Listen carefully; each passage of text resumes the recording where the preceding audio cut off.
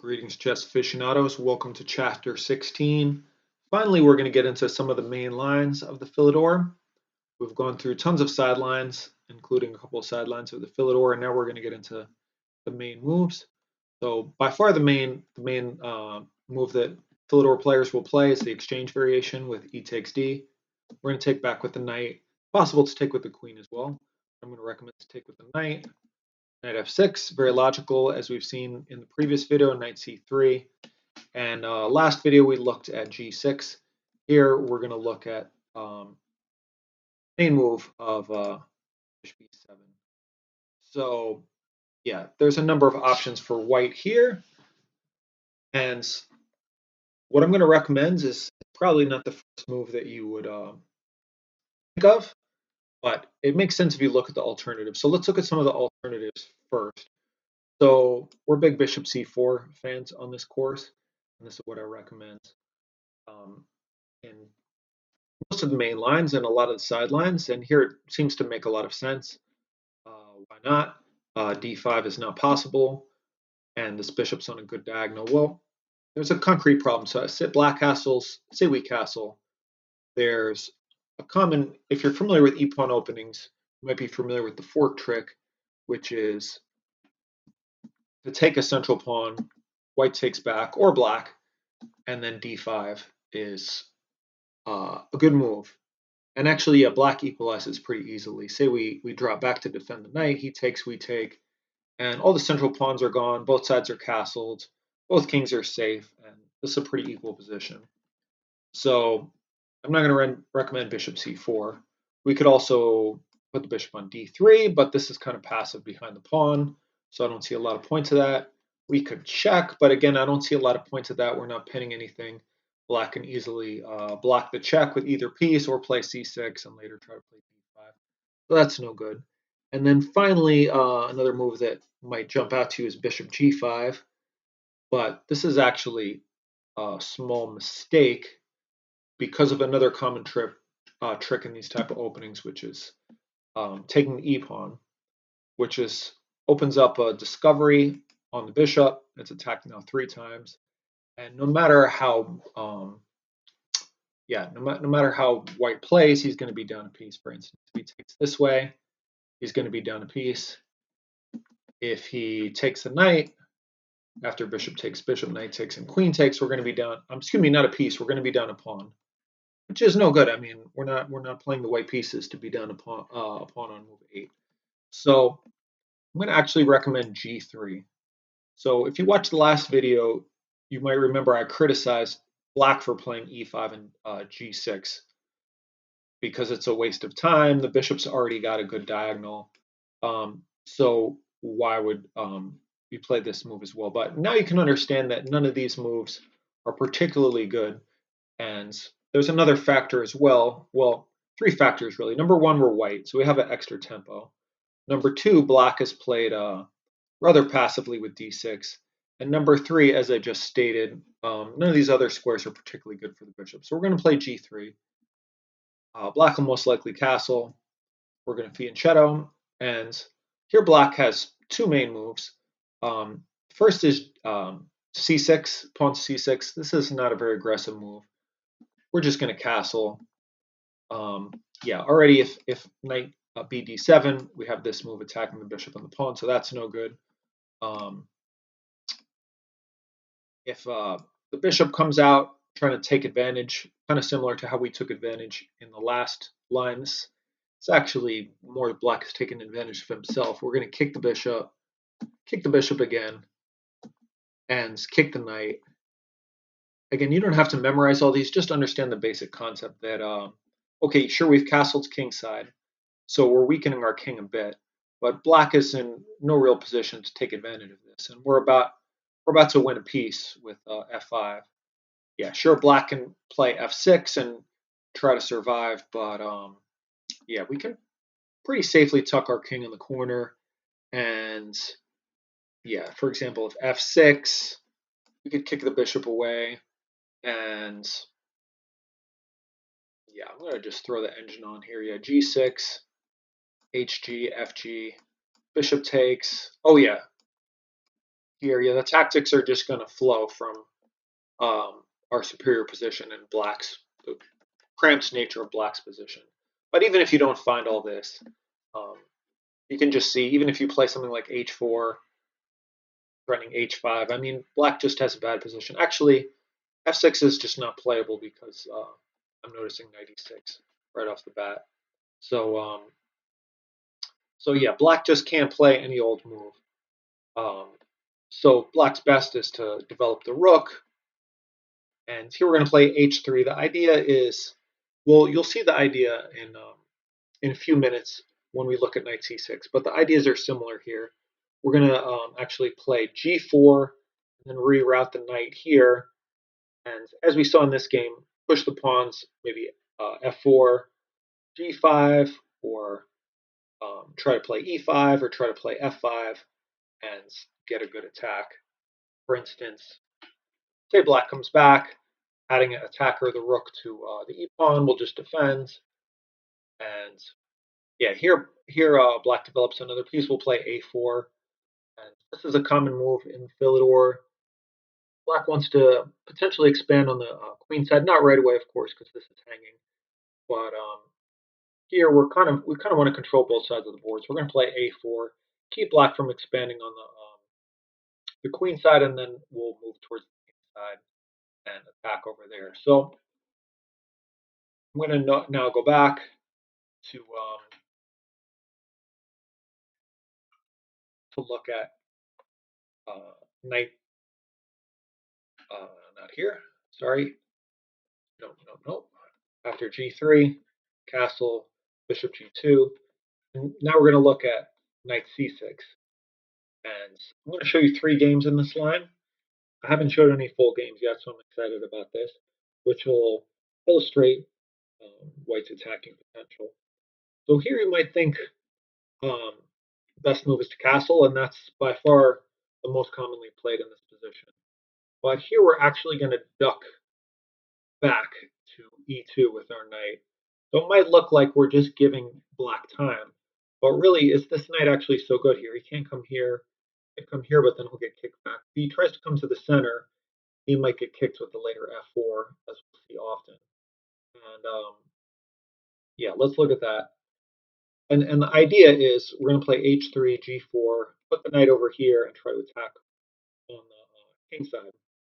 Probably we'll also castle to the king side, although not necessarily. We'll look at one game where black doesn't castle. And white's king is actually pretty safe. Even though it looks like maybe we lost time with g3, now another tempo loss, we're kind of giving black the opportunity to go wrong. So let's look at knight e5. So here we'll castle first. You could also play f5. Say c6, h3, queen c7, and here let's look at a game. So I'm going to pop this game open. The board is not totally centered, but you get the idea. Let's take it from the top. So this is between Alexander Kovis. I'm not going to try to pronounce the dude's last name. Russian guy. I think he's a GM, rated 2550, and his opponent is rated 2330. So we get the moves we were talking about. Knight c6, the knight jumps back. Knight jumps into e5. We castle. c6, h3, queen c7 here. a4, as I mentioned, a4 is a common move to just control some space on the queen side. a5, f4 finally. The knight jumps back. The knight could come into this square, but then we'll kick him away with b3. And now g4. Now the pawns start to roll. And again, sure, our king is over here, but none of these black pieces are really so prepared to jump in and attack us. And we can tuck our king over here if need be. So black comes at us, comes at our e pawn. Right now it's defended twice, so we're fine. But black overprotects it anyway, also bringing the knight into a potential attacking position. Maybe we'll kick this knight, maybe we'll come in here, maybe we'll come in here. Rook e8. Before getting too crazy, it's always a good idea to get all your pieces developed, so bishop e3 makes a lot of sense. Also, the king is here, so it's good to have the bishop protect this diagonal. The bishop moves, attacking this pawn again. Now it's attacked 3 times, but it is defended 3 times. Queen d2, connecting the rooks. And black doesn't really know what to do with himself. Rook ad1. Again, white's playing very logical moves. Yeah, the knight hops over here, probably trying to hop in here and get rid of the strong bishop, at which point maybe white's king will legitimately be weak. So b3, again, nothing white is doing is that kind of crazy or deep or hard to understand. He's just kind of solidifying everything before he goes for the attack. Knight a6, bishop to d4, moving towards the king side. Maybe white's going to want to add more pressure or play this pawn up and then put the queen over here.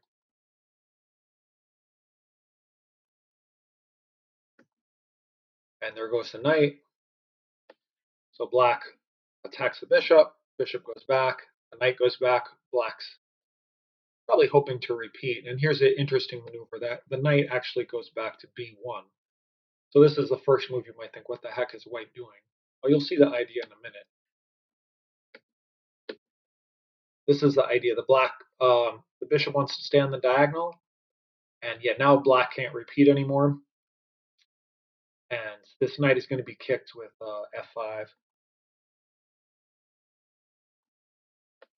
And yeah, things are collapsing now. F6 is not possible because knight will take winning the rook. This pawn is pinned. So black tries to get rid of the attacking queen, but knight check, and again the pawn is pinned. And this is a great move. If pawn takes now, takes will win the queen. So we're threatening mate. So h6 is kind of forced, but now g5, just trying to blast open the king. And bishop e7, here the rook is taken, and after queen takes, take a minute. Yeah, this is the last move of the game because it's mate 2. So this is just illustration of what we're trying to accomplish here. Now we're going to look at one more game. Actually, no, two more games. Two more games to look at here. So in this position, so we'll go back after the knight retreats. Here, black plays bishop d7. Not very aggressive, but it was played by 2400 player. So anyway, let's take it from the top. Bishop d7. Oh, yeah, the move order is slightly different. H3 was played first, and now the knight jumps back. We're recommending to jump back with the knight straight away. So queen c1, attacking this pawn. Now g4. Knight jumps in. Knight g3, as recommended. The knight jumps back. Now we kick the f knight back. H4. And yeah, this is the game message I referenced earlier where black does not castle. F6, black's desperately trying to break up these pawns, but h5. And yeah, now white's trying to open up the rook, potentially get the queen over here. So black keeps it closed, but now white jumps in with the knight, threatening this bishop, which would be a royal fork. So the bishop drops back. The knight drops back. One of the knights wants to hop in here. Queen e2, keeping keeping pieces out of this square. Yeah, b3 I suppose also would have been another way to do that. But queen e2, it develops a piece. It potentially helps white castle queenside. Knight maybe wants to come in here. But we can let white come in here. It's not really a big deal. So instead, the knight goes back. And now instead of putting one of the knights in here, we put the pawn in here. And yeah, now black is going to run its tactical problems over here, as we'll see in a minute. So here comes the knight. Potential sacrifices are coming. And yeah, black doesn't really have anything to do, so he flashes out in the center. And here comes knight takes pawn. And this is a nice move. Instead of taking with the bishop, queen d2. I'm going to take with the queen and mate on h7. So black sacrifices a piece. It's really the only way to try to survive. And now bishop c6, not a move black wants to play, but he is protecting this pawn, kind of. It's still under threat. Oh yeah, I remember the idea of this move is we want to, black wants to put the queen here. So after the queen, the mate is protected again. But not a very elegant way to achieve that goal. So black takes, white takes, and yeah, black can't defend at all on this diagonal. Now he does take with the bishop, and after c6 he drops back, and after queen c7 he doesn't even take the rook. Obviously taking the rook would be completely winning, but just to be a jerk, he castles. I mean, I can't imagine that taking the rook is not the best move. No, the engine really likes castles. I mean, I see. Obviously, I forgot about this move. So that's why he castled. So he just castles, keeps the threat alive. Um, yeah, and with these pawns, they say 2 pawns on the 6th rank are equivalent to a rook.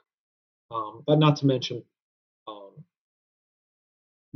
black is probably also going to get mated very soon. So that's a nice game.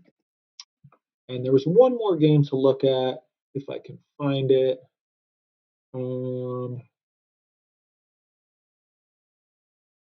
Huh. Yeah, I cannot find it actually.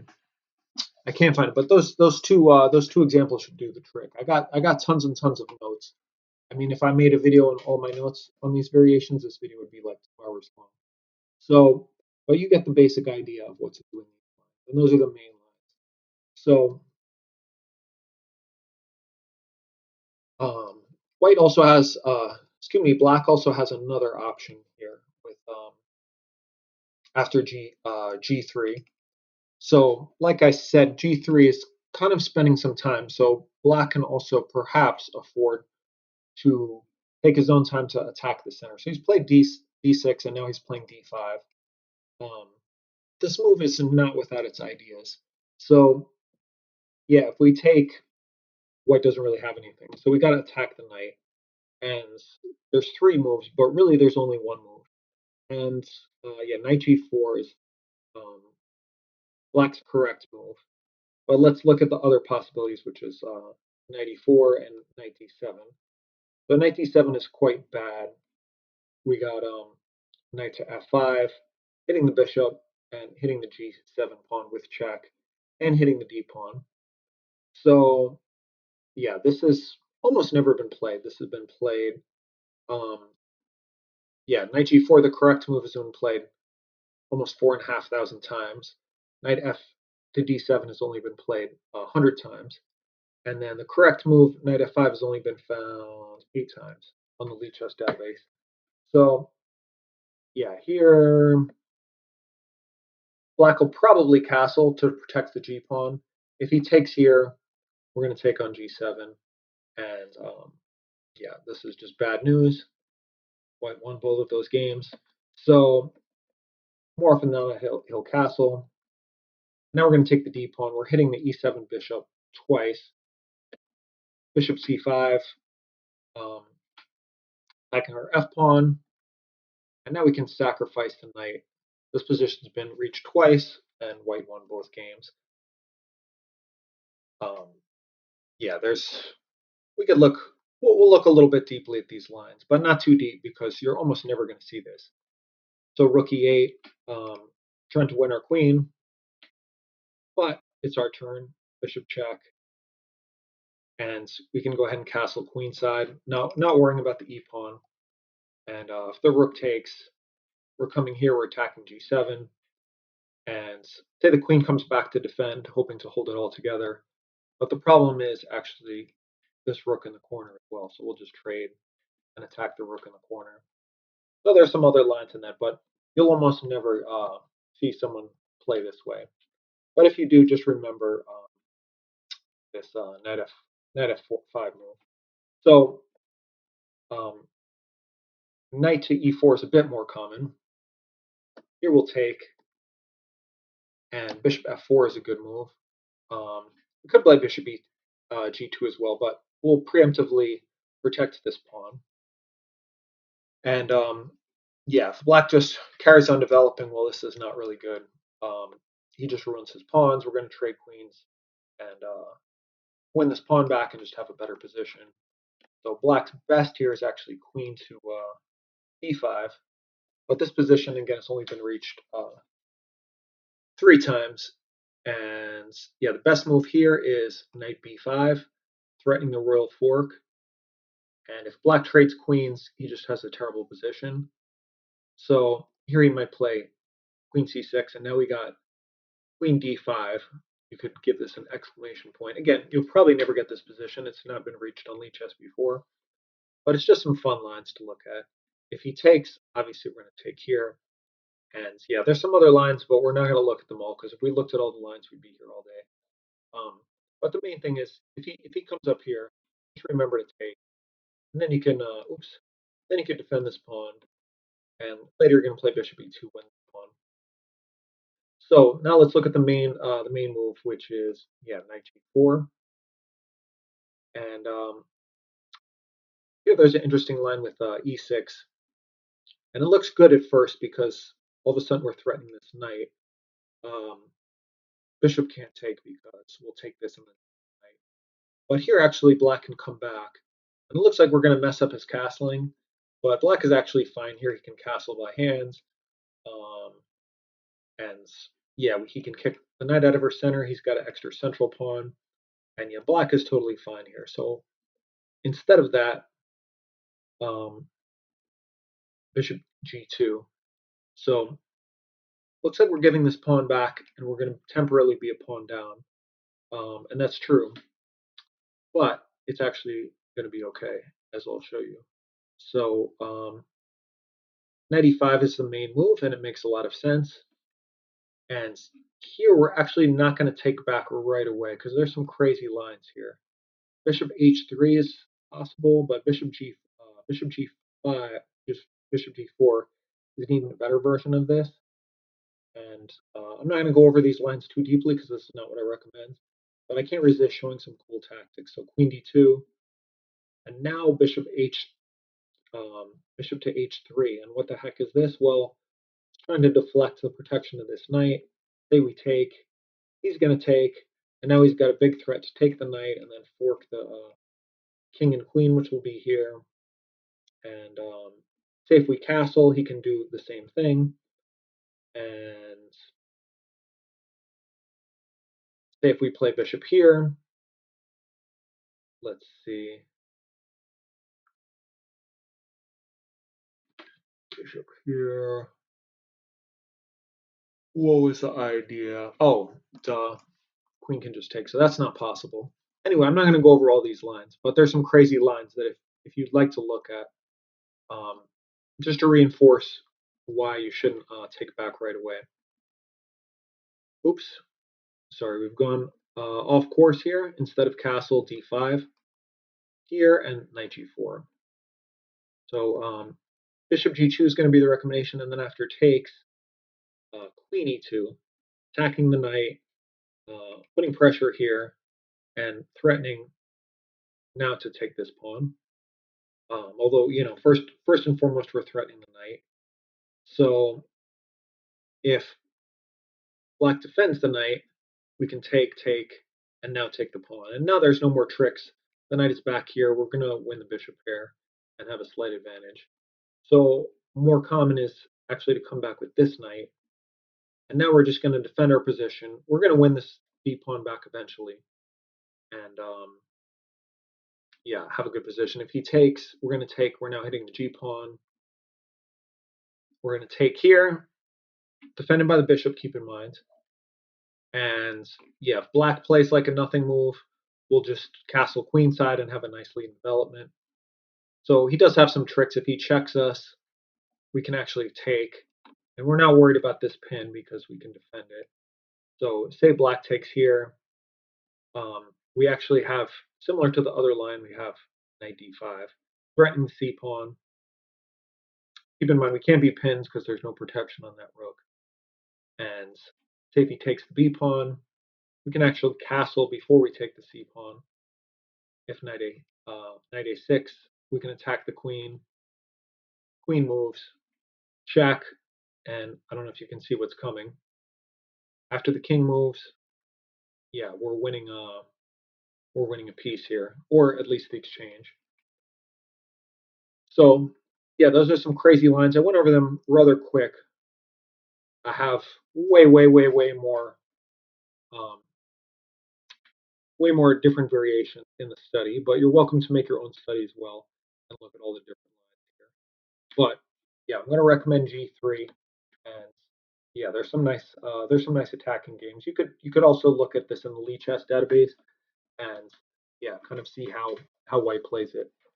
So yeah, we're going to look at um, 4 more Phillidor lines after this, after which point you'll be really confident and hopefully excited to face the Phillidor. So I hope this was helpful. Any questions, post them in the comments, and I will see you in the next one.